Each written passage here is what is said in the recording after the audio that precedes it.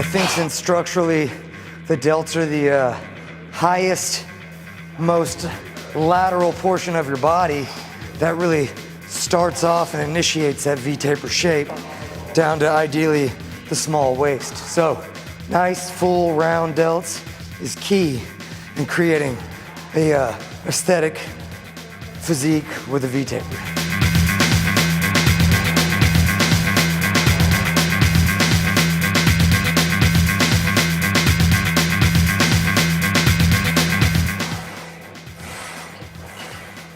Once again, guys, Stephen Mass, IFBB Pro. We're here, we're doing a shoulder circuit today. We're giant set.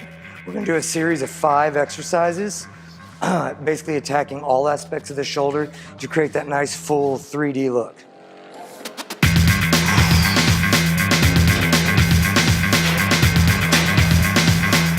So with the upright row, I'm taking a little bit wider of a grip, focus on the medial head of the shoulder.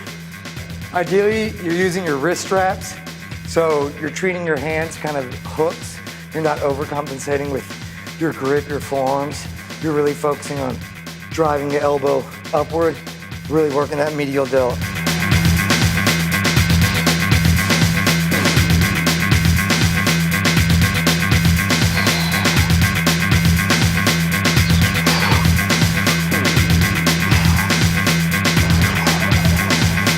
With the lateral raises, as the upright rows, you're kind of driving up with your elbow.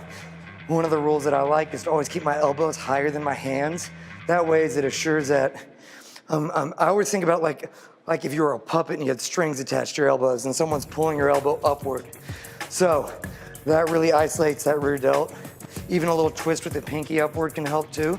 Then you can take the same principles from the rear delt flies as that. The lateral raise is an isolation movement, single joint. So we want to keep the arm in a fixed position and really focus on the strip of muscle that's working.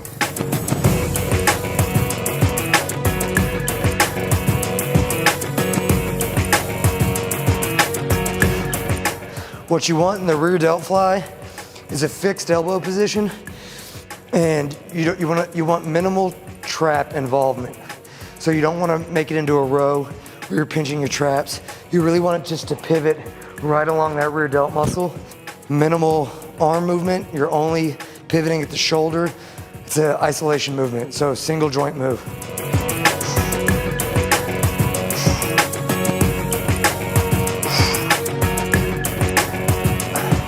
I've become a big fan of using either an easy bar or a straight bar with an underhanded grip. For me, it takes some of the tension out of the elbows. When you're doing an overhand grip, there's a lot of pressure sometimes depending on the weight you're using.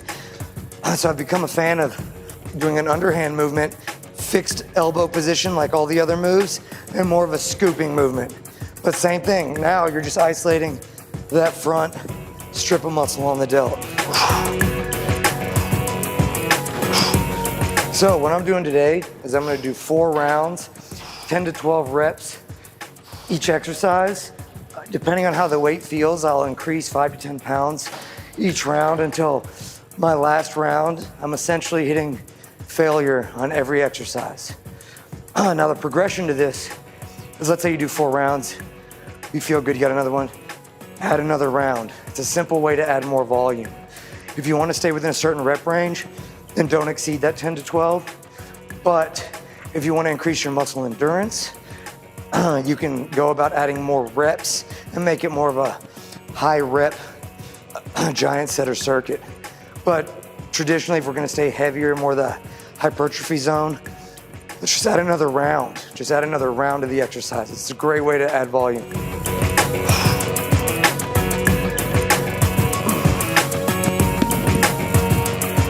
It's gonna burn, especially you're not taking a break between each exercise. So the buildup of lactic acid is gonna start burning so much that it's gonna be hard to go on to the next move, go on to the next, to keep going.